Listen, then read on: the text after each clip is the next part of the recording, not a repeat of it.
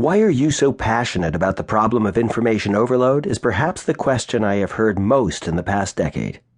The answer is rather simple. Information overload is killing us. It is death by 1,000 paper cuts in the form of email messages, documents, and interruptions. Information overload and related issues are now mainstream topics. The phrase itself is being co-opted for multiple purposes, many unrelated to the actual problem, and it's the topic of front-page stories in mainstream newspapers, magazines, and blogs. No one I know is exempt from the problem, as information is all around us. The issue is not only the quantity, it's also the intensity. Information is also appearing in new and unexpected ways. Just a few days before I sat down to write this preface, the website WikiLeaks released 250,000 classified State Department documents, including hundreds of diplomatic cables. The question of right or wrong notwithstanding, my first thought was, how will anyone be able to sort through this quantity of material and make any sense of it? In 1971, the New York Times published the Pentagon Papers. At the time, the approximately 7,000 pages supplied by Daniel Ellsberg probably seemed insurmountable, but the knowledge worker journalists at the Times managed to present the material in a comprehensible manner. Today, anyone can go to the web and see the actual cables released by WikiLeaks, as well as tens of thousands of analyses published by various parties.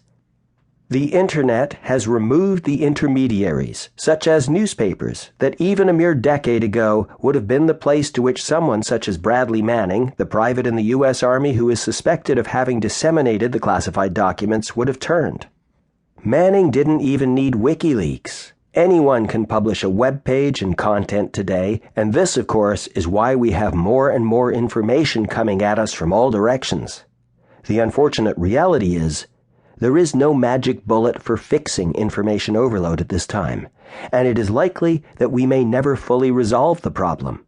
In addition, there is a huge financial cost associated with the problem, according to my research at Basics, the knowledge economy research firm where I serve as chief analyst. Information overload cost the U.S. economy almost $1 trillion in 2010. While there is relatively little that we can do about information overload, we don't have to grin and bear it.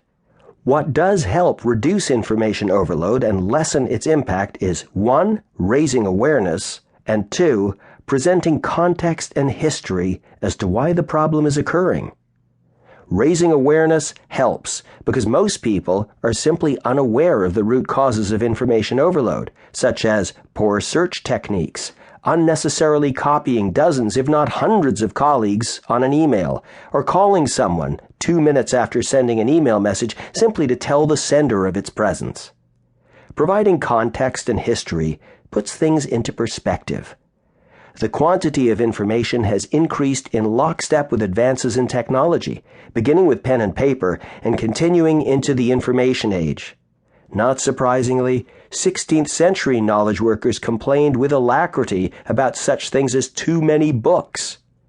In addition, we can also take preemptive steps by teaching knowledge workers more about information and information management and ensuring that they know that their actions, e.g., sending an email to 300 supposedly close colleagues, have a significant impact on their colleagues' efficiency and effectiveness. In addition, a new class of workers may be required, namely knowledge workers who are capable of efficiently sifting through the torrent of information, separating the wheat from the chaff, and presenting the important nuggets in an accessible manner. That person might be a librarian, researcher, editor, journalist. The titles are almost irrelevant, but the information-swamped world will be grateful. When I was doing a research project in grammar school, I learnt about the Library of Alexandria, built in the 3rd century BCE.